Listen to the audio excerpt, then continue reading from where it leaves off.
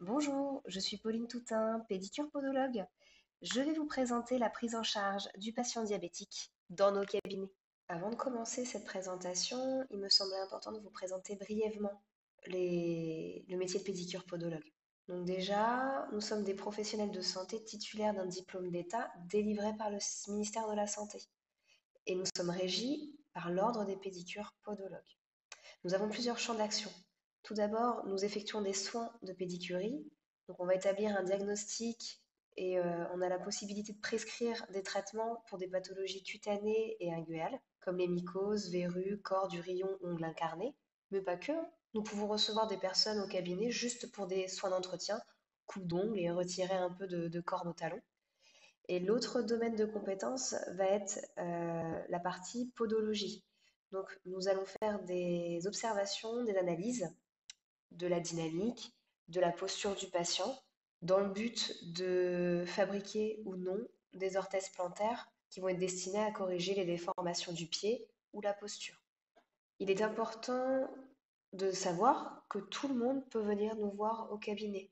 Nous consultons aussi bien les nourrissons que les personnes âgées, les sportifs, athlètes ou non, ainsi que les personnes handicapées ou les malades à risque, souffrant d'artérite, pathologie inflammatoire et bien évidemment le diabète. Et donc nous allons voir pourquoi il est important que le patient diabétique consulte chez le podologue. Voici le sommaire de cette présentation. Elle se divise en 4 grandes parties. Nous allons commencer par la première, qui est la consultation. Pendant la consultation, nous allons réaliser un dépistage. Il va reposer sur des facteurs de risque et on va s'appuyer sur un examen clinique précis. L'HAS, la Haute Autorité de Santé, préconise un dépistage du risque podologique par an et pour toutes les personnes diabétiques. Donc le dépistage va permettre de définir un grade et ce va se dérouler en 4 temps. Lors de ce dépistage, nous allons nous poser 4 questions. Y a-t-il un antécédent d'ulcération chronique du pied?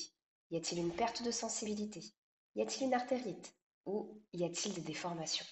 Donc la première chose à laquelle nous allons regarder, c'est s'il y a une présence d'ulcération ou un antécédent d'amputation. Donc les amputations et ulcérations vont être le plus souvent présentes au niveau des jambes, pieds, orteils et phalanges. Un antécédent d'ulcération de plus de 4 semaines ou d'amputation augmente de façon très importante le risque d'une nouvelle ulcération et d'une amputation. Il était estimé que 85% des amputations sont en effet précédées d'une ulcération et 34% des patients présentaient un nouvel ulcère dans l'année et ce taux s'élève à 70% sur un suivi de 5 ans. La deuxième chose à laquelle nous allons nous attarder, c'est s'il existe une perte de sensibilité. La neuropathie sensitive se dépiste à l'aide d'un test clinique simple et rapide. Donc, on utilise un test au monofilament de 10 grammes. Donc, comme vous pouvez le voir sur l'image à droite, nous allons exercer 3 points de pression sur chaque zone. Donc, nous allons tester les 2 gros orteils, les 2 têtes métatarsiennes, les 2 premières têtes et les 2 cinquièmes têtes. Donc, si le patient ne sent pas la pression du monofilament sur sa peau, le risque d'ulcération est multiplié par 10 et le risque d'amputation par 17. Chez les patients présentant une perte de sensibilité, nous allons retrouver une peau très sèche avec la présence de durillons sur les points d'appui. Le pied va être plutôt chaud. Nous allons retrouver une turgescence veineuse, une aréflexie ostéotendineuse, un pied creux et bien sûr une perte de sensibilité jusqu'à l'insensibilité totale de la plante du pied. Donc les patients vont se plaindre de pieds qui chauffent, qui brûlent énormément, avec des sensations de picotement parfois, une impression de marcher sur du coton, surtout la nuit. Donc attention à l'absence de ces signes. Ça ne veut pas forcément dire qu'il n'y a pas de neuropathie. Au contraire, des fois la neuropathie est présente depuis de très très très longtemps et du coup, en fait, le patient a perdu toute sa sensibilité. Nous allons ensuite vérifier la présence d'une artériopathie des membres inférieurs. Donc, par définition, on va regarder s'il y a une obstruction partielle ou totale des artères des membres inférieurs, souvent entre le genou et les orteils. Donc, il faut savoir que chez les patients diabétiques, l'atteinte est 7 fois plus importante. Pour confirmer la présence d'une artériopathie, nous prenons l'époux pédieux et l'époux tibial postérieur. De manière bilatérale, il faut que la prise soit comparative. En présence d'artériopathie, les poux distaux seront abolis ou faibles. En plus d'une faiblesse au niveau des poux, nous allons retrouver un pied plutôt froid, une claudication intermittente d'effort, une peau glabre avec l'absence de poils, des ongles épais avec l'apparition de mycoses inguinales ou des intertrigaux, une amyotrophie. Les réflexes ostéotendineux seront présents et la sensibilité sera normale. Dernier point auquel nous allons prêter attention pour l'élaboration de ce dépistage, c'est de vérifier s'il y a des déformations au niveau des pieds. Donc il existe plusieurs types de déformations. Nous allons retrouver des hallux valgus, des griffes d'orteil, quintus varus. Donc le quintus varus, c'est l'inverse de l'hallux valgus, mais au niveau du cinquième rayon, le pied plat et le pied creux. Sur Mayotte, nous allons plus retrouver le pied plat, les griffes d'orteil et l'hallux valgus. Maintenant que nous avons répondu à ces 4 grandes questions, nous allons pouvoir élaborer la graduation du risque podologique. Il existe 4 grades du risque podologique. Le grade 0, c'est quand on n'a retrouvé ni neuropathie ni artériopathie. Le grade 1, c'est quand nous avons dépisté une neuropathie sensitive isolée. Le grade 2, la neuropathie sensitive va être associée à une artériopathie des membres inférieurs et ou à une déformation du pied. Et le grade 3, c'est quand on a un antécédent d'ulcération du pied évoluant depuis plus de 4 semaines et ou d'amputation des membres inférieurs. Les patients diabétiques affiliés à une caisse de sécurité sociale, que ce soit à Mayotte ou en national, les consultations vont être prises en charge selon son grade de risque podologique.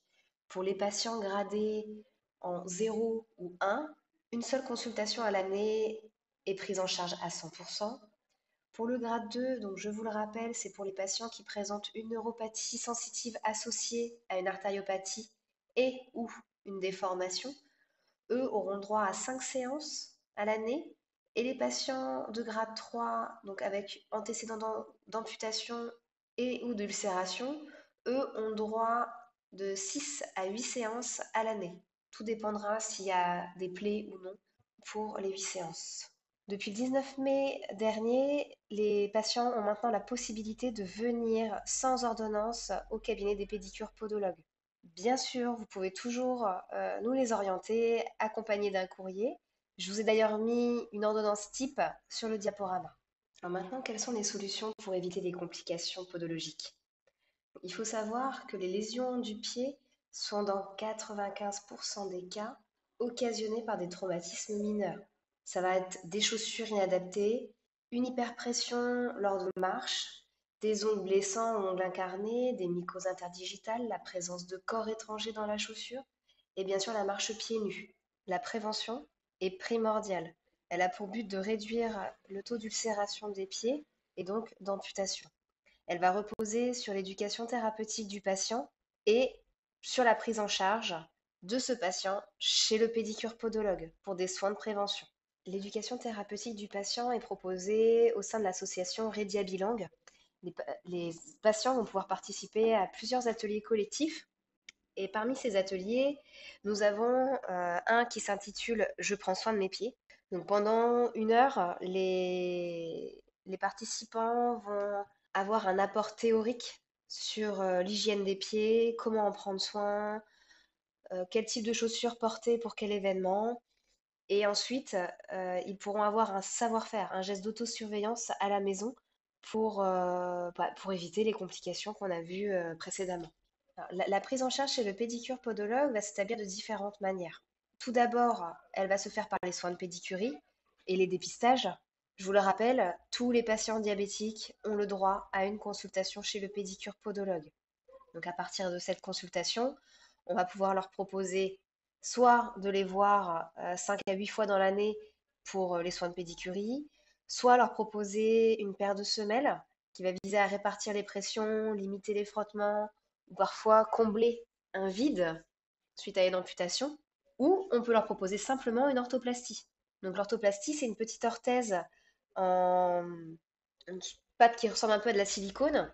Et en fait, du coup, on va faire des moulages au niveau des orteils pour éviter les frottements si les orteils se chevauchent, pour recréer un bout d'orteil suite à une amputation. Donc, tout ça dans le but de limiter les conflits. La prise en charge chez le pédicure podologue va se faire de différentes manières. Tout d'abord, nous allons faire les dépistages comme nous l'avons vu. Donc ça va pouvoir aboutir à des soins de pédicuryle réguliers dans l'année. Donc 5 à 8 fois par an pour les personnes qui sont à risque. Et je vous rappelle, une consultation pour tous les patients diabétiques est prise en charge par la sécurité sociale. Donc, par rapport à l'examen que nous allons faire, nous allons pouvoir leur proposer les semelles orthopédiques si besoin ou les orthoplasties. Les semelles orthopédiques vont viser à répartir les pressions et limiter les frottements. Pareil pour les orthoplasties, mais plus au niveau des orteils, où c'est des moulages vraiment sur mesure. Si nous avons des orteils qui ont tendance à se chevaucher ou alors à être trop serrés, à provoquer des corps, voilà, les orthoplasties sont là pour répartir les pressions. Merci pour votre écoute. Vous pouvez nous retrouver sur la page Facebook Podologue 976 pour toutes les informations sur les cabinets installés à Mayotte. Merci et à bientôt.